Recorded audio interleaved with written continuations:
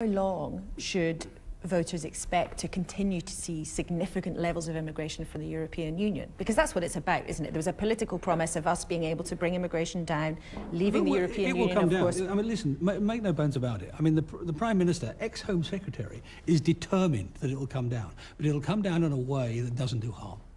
For swathes of voters, though, shouldn't you be preparing them for something that feels rather different to what they think they were promised? I mean, might we not end up with a bad compromise here, where significant levels of immigration remain over time so that business doesn't lose out, but then also a new bureaucratic system of dealing with work permits and visas for business? Well, I mean, that's not going to be a great compromise for anyone, is it? Look, it's going to be a good outcome. I'm about the compromise. It's going to be a good outcome because we'll control it. That's the first thing. We'll decide and we'll make decisions on economic and also on social grounds and so on. Secondly, the bureaucracy can be overstated. It doesn't have to be bureaucratic. It's very plain what we want to do. We want to keep our economy running at the same time as bringing immigration down, and we'll do both.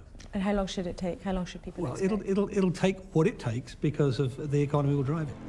Tony Blair has told us in this programme that there is a real risk to the peace process while the border issue is unresolved, that things could be very unpredictable in Northern Ireland. Is he right? Well, no, I don't think he is. And the reason he's not right is because everybody is seized of the issue. So all of us want to solve it.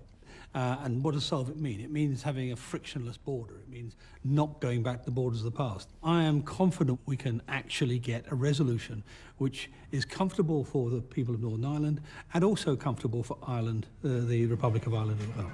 If you are so optimistic about getting a good deal, though, why did you warn your cabinet colleagues that the risk of us having to walk away and not getting a deal at all is very real?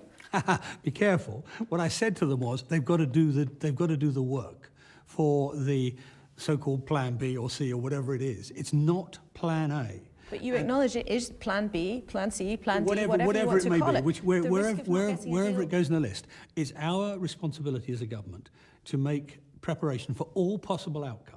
Right? We're going to a negotiation. We don't control the whole thing. By far and away, the highest probability is Plan A or some variant of it, namely a comprehensive free trade deal. You are acknowledging, very publicly, there is a real risk of what's known as the cliff edge. We walk away without a deal. And some people say that's a catastrophe, even to contemplate that. No, it's not a catastrophe to contemplate things. You contemplate things so that you either avoid them or you mitigate them. But were we to walk away, would that not be a catastrophe? If you went out on the street today and said to the ordinary member of the public, should the government prepare for all outcomes, they would say, of course. If you had to describe the chances in percentage terms of us getting a deal, what would you do? I don't intend to go down that route. The aim of my department is to deliver Plan A.